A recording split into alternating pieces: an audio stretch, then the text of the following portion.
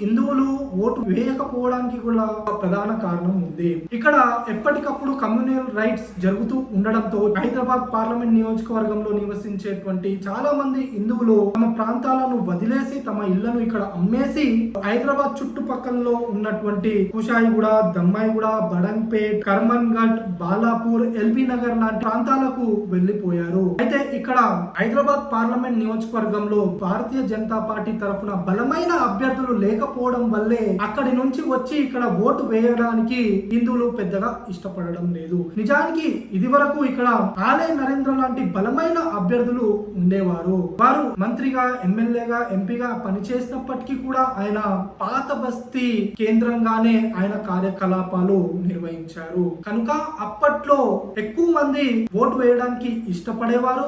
Congress party హిందువుల ఓట్లను చీల్చి ఎంఐఎం పార్టీకి లాభం చేకూరుస్తూ ఉండేది.